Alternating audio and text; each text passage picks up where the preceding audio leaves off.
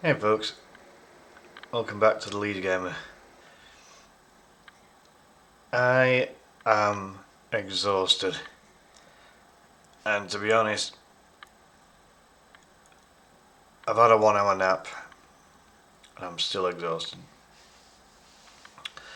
Last night there was a storm called Dave that decided to keep me awake, and I had to be up early to go to my niece's 4th birthday party. And because of how the trains were, I had to listen to the first 20 minutes of the Leeds match with LUTV on my phone.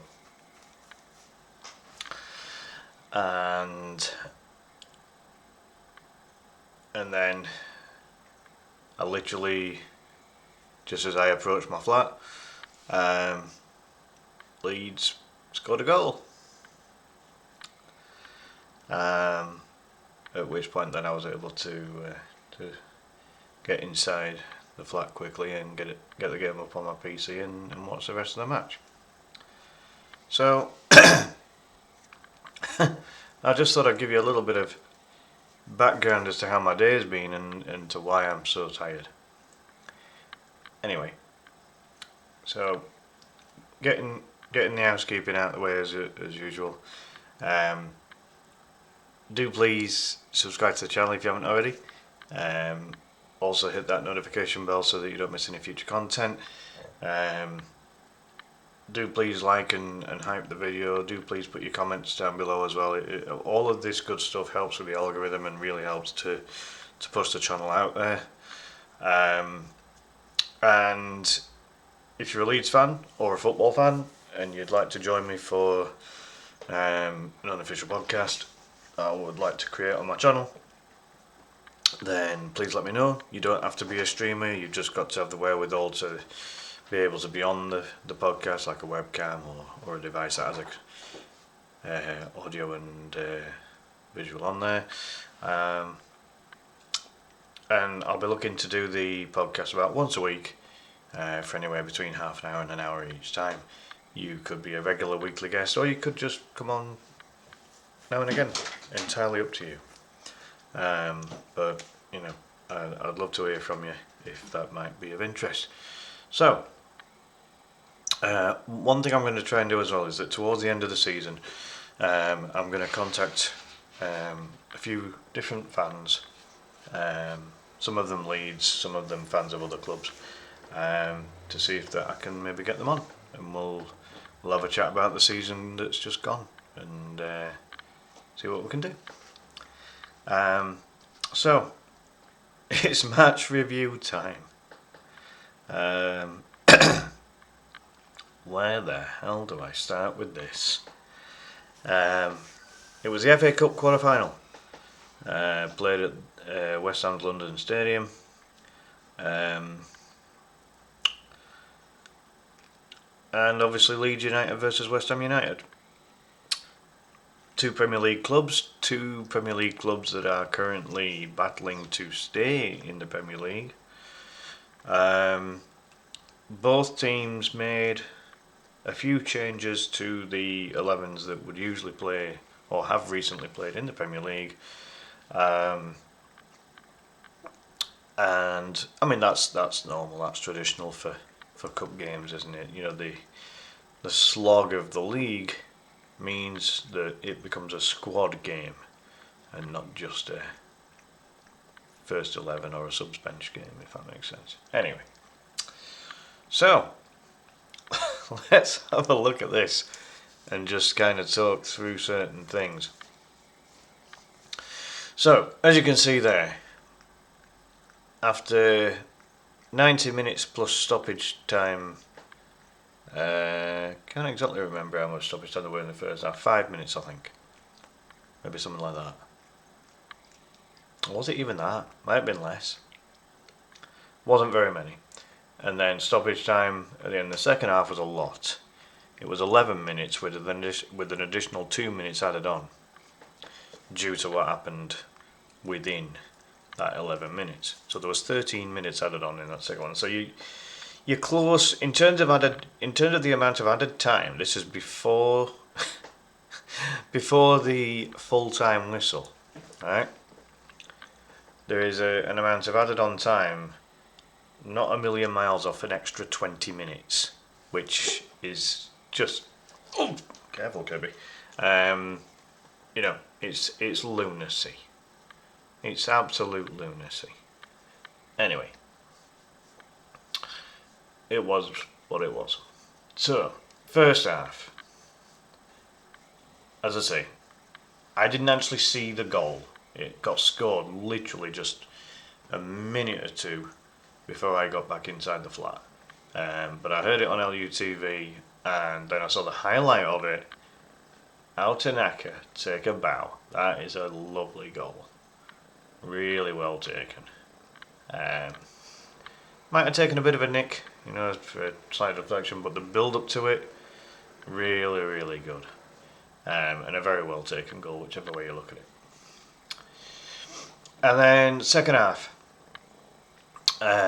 Leeds get a penalty, but only after a VAR check. Now, when you see the replay and you see what's being viewed with the VAR, especially the front-on angle, you can absolutely clearly see that Kilman doesn't kick the ball. He misses the ball. It goes under his leg. He takes out Aronson. For me, it's a stonewaller. When you see that replay, it's a stonewall penalty. It's clear as bloody day. But thankfully it gets given. Kilman only gets a yellow card. This was despite the fact that he'd been a little bit dodgy before that, and probably should have had a yellow card for everything that happened previously, which would then, with this, would have resulted in a red card. Anyway, after VAR, referee Pawson comes along and says, West Ham number 3 comes in with a careless challenge, which is resulting in a yellow card and a penalty kick to Leeds United. At this point, I'm like, yes, get in. Now, it was a bit of a shame that Metcha was off the pitch because he probably would have taken it otherwise. However, DCL, as the number 9 that was on the pitch at the time, takes the penalty, and it's a superb penalty. There's not a keeper alive that would have stopped that one. Just hit exactly where you want a striker to hit a penalty. Low, hard, side net, like the proper into the corner. Areola with absolutely no chance. I think if anything, I think Areola would dive the wrong way anyway. But even if he dived the right way, he wasn't saving that. Absolutely class penalty. And at 2-0, I'm then thinking, right, this lot are here for the taking. Get a third goal.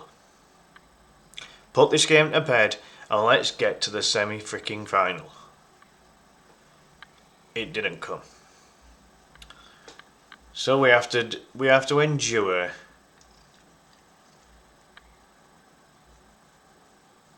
a horrendous period. Up to 90 minutes. Overall, excuse me, I thought for the most part we were the better team, playing some pretty good stuff at times, and did deserve to win in normal time. Then the board goes up for a minimum of 11 added minutes. Now, I'm looking at this and I'm thinking, it can't be for the Stack injury, because Stack went off in the first half, if I remember. There was then the injury to Rodon, that was in the second half, and there was the VAR check, and the penalty, and the goal celebrations, and a handful of substitutions, right? But when you put all that together, if all of that comes to more than even the 6 minutes as to when Disassi got the equaliser. I'd be amazed. I don't know. When you add it all up, I would literally have to go back to that game, watch it from the very start of the second half, and literally just time all the stoppages, and then truly see if it genuinely was 11 minutes. And then within the 11 minutes, you've got 2 goals that are correctly ruled out for offside, that otherwise would have made it a 4-2 win to West Ham United.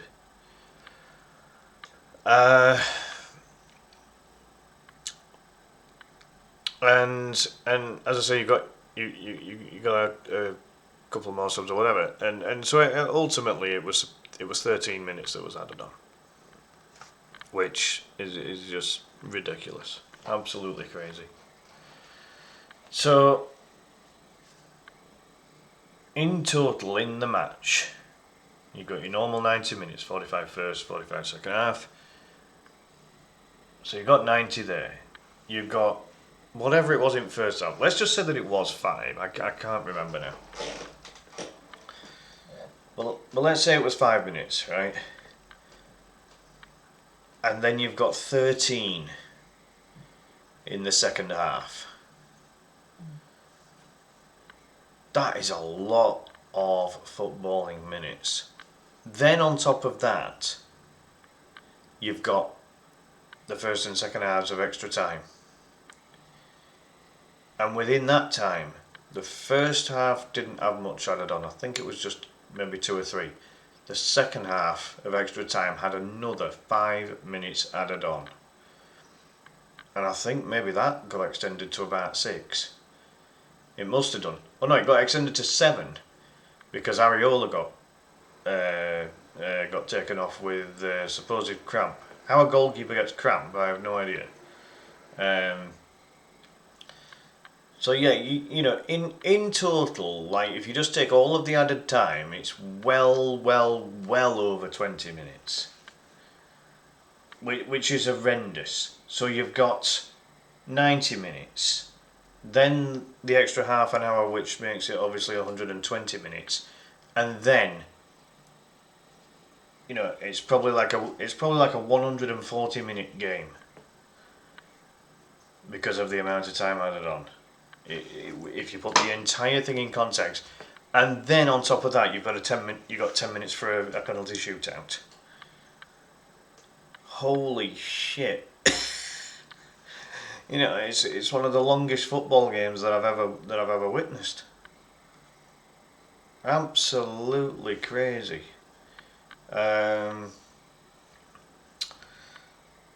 So,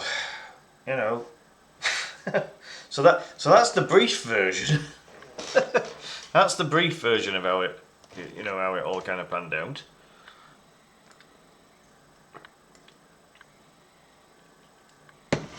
I'm just, with it being a cup game, I'm just going to breeze through some of these stats and details. But as you can see, really good goal from Tanaka after 26. The penalty from DCL was excellent. There was an element of luck for both of the West Ham goals, quite frankly. So I wasn't right happy with those. The big concern for me is that Leeds have lost Anton Stack and excuse me. Leeds have lost Anton Stack and Joe Rodon in this match, with both going off injured, and Stack was in a boot and on crutches, which is very, really concerning.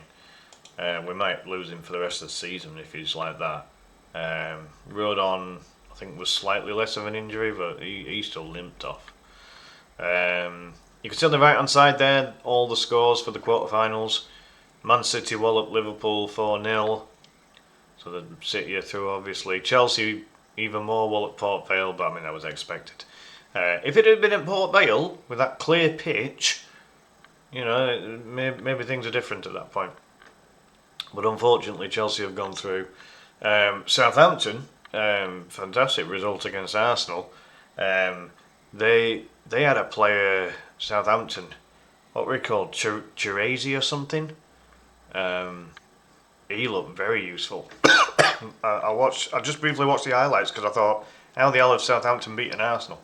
So I watched the highlights, and I think it was the Southampton number 13. He looks a player, like quite decent, quite a decent player. He gave Arsenal some real trouble. So Arsenal are out.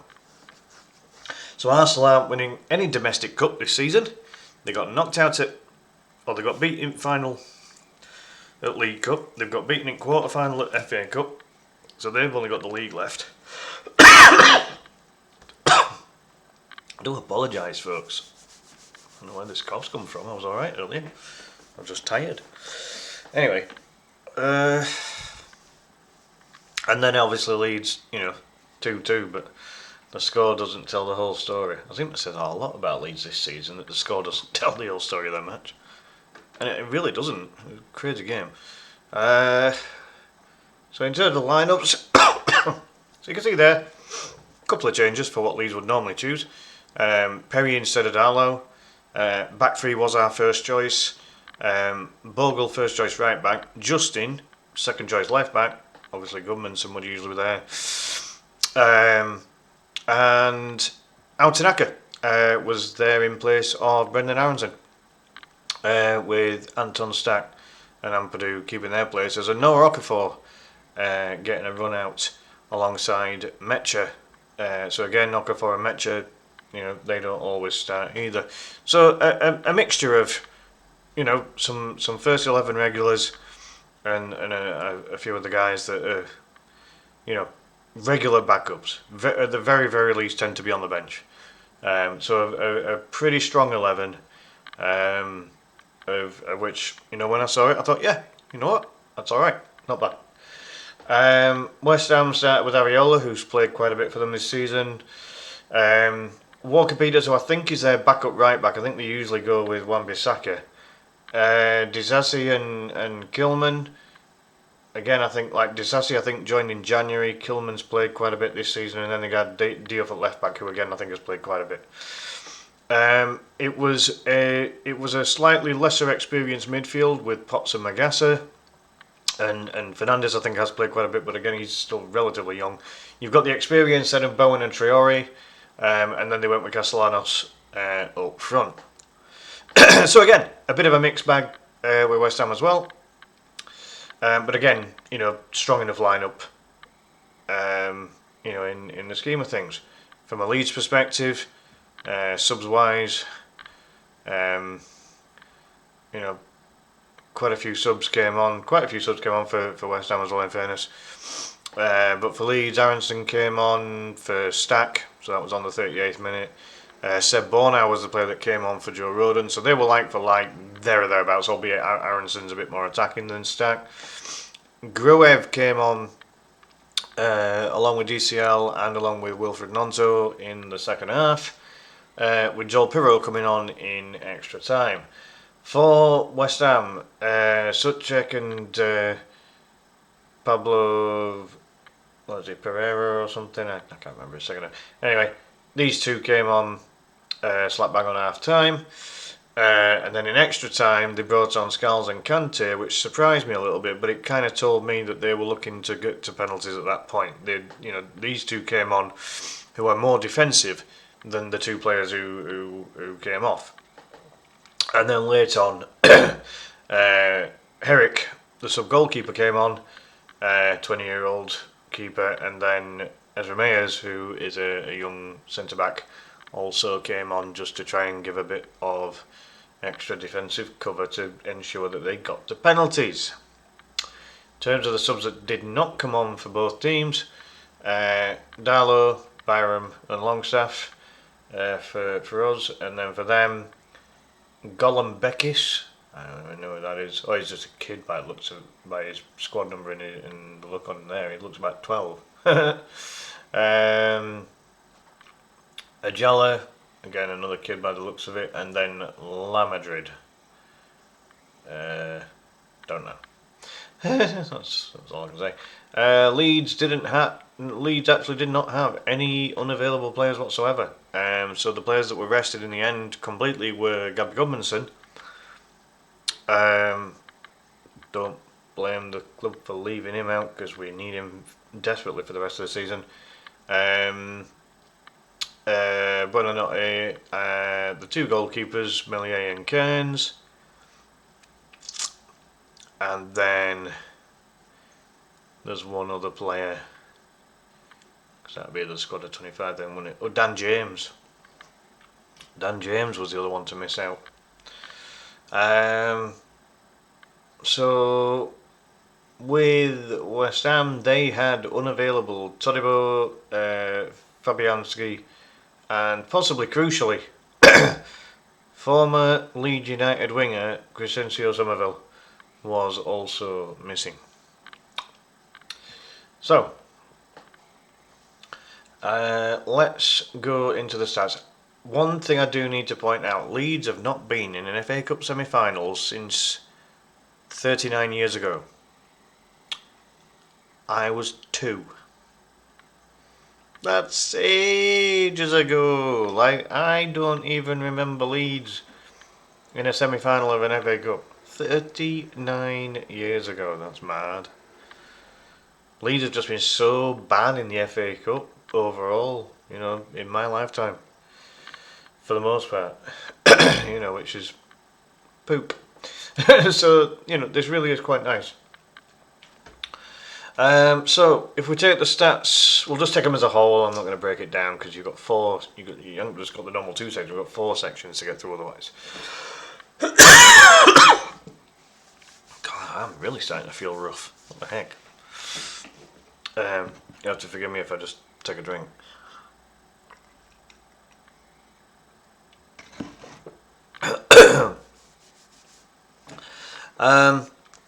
So, according to this, now some of this might be algorithm based on the basis that West Ham had a couple of goals disallowed for offside.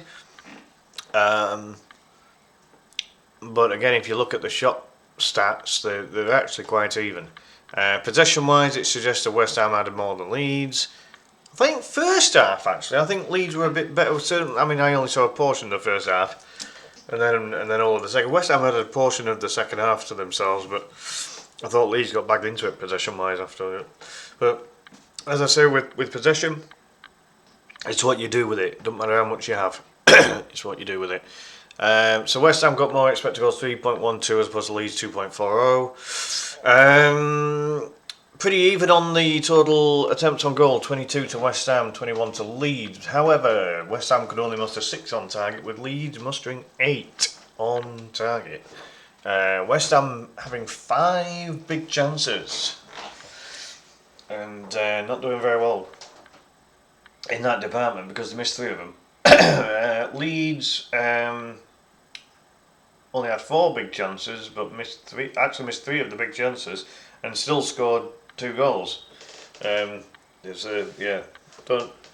know what classes as a big chance as such, but it is what it is. West Ham won the passing stats, but they were dirty buggers. 20 fouls compared to Leeds with 11, and Leeds having 1 extra corner with 5 against West Ham's 4. So again with the shots, so this was a bit mad.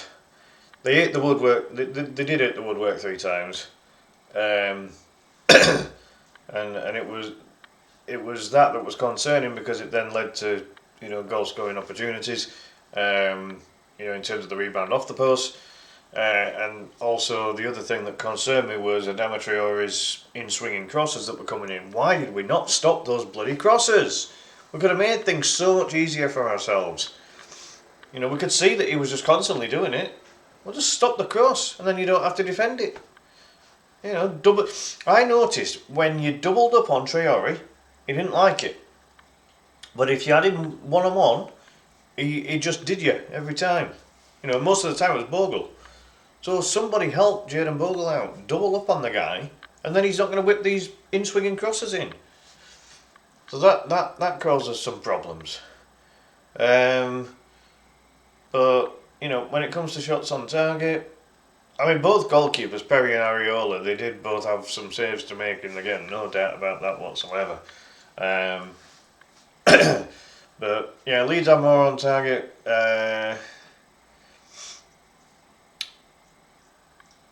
But then West Ham's stats kind of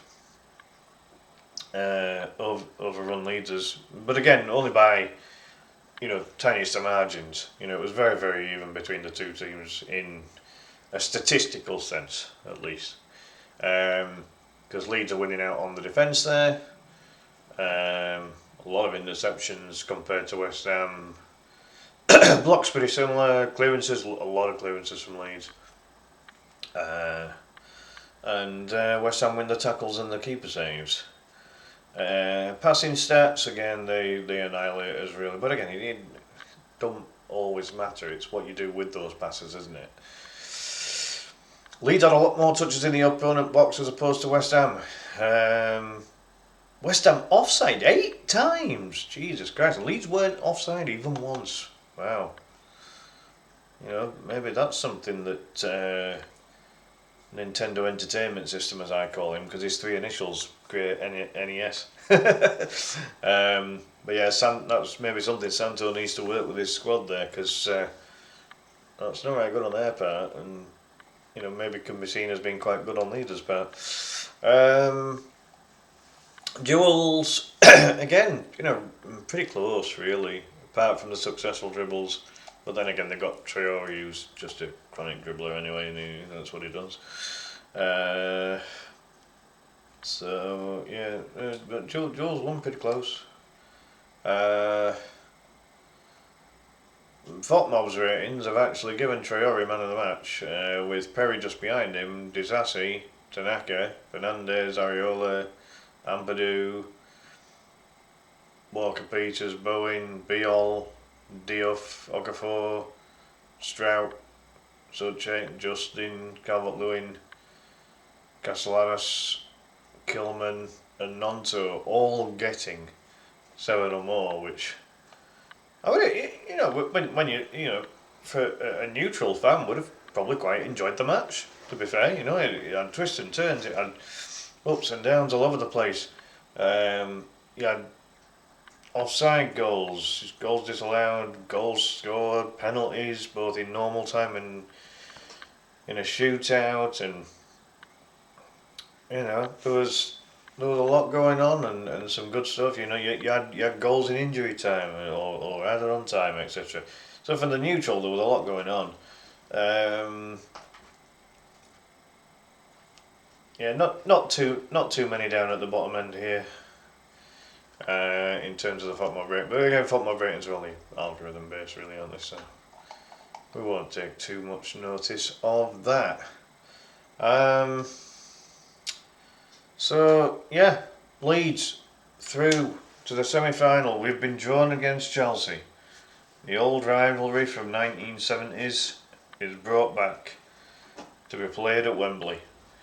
So it'll nearly feel like home for Chelsea, which is annoying, but a few years ago they brought in the rule that the semi-final would also be played at Wembley as well as the final, which I find a bit weird.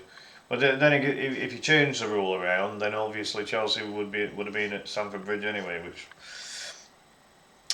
probably gives them a tiny advantage. But all being well, Leeds will be given an even allocation of fans along with Chelsea, and you just know that the Leeds fans are going to absolutely pack out Wembley. I've been to Wembley myself as a Leeds fan, and yeah, interesting. Very different to Ellen Road, very different to the Nou Camp, which was another stadium Barcelona's that I've been to in the past. In terms of larger stadiums, at least I've been to the Shea at Halifax as well, which is just a 10,000 seater. But yeah, it's going to be interesting, no doubt about it. So, with that in mind, folks, I will leave it there.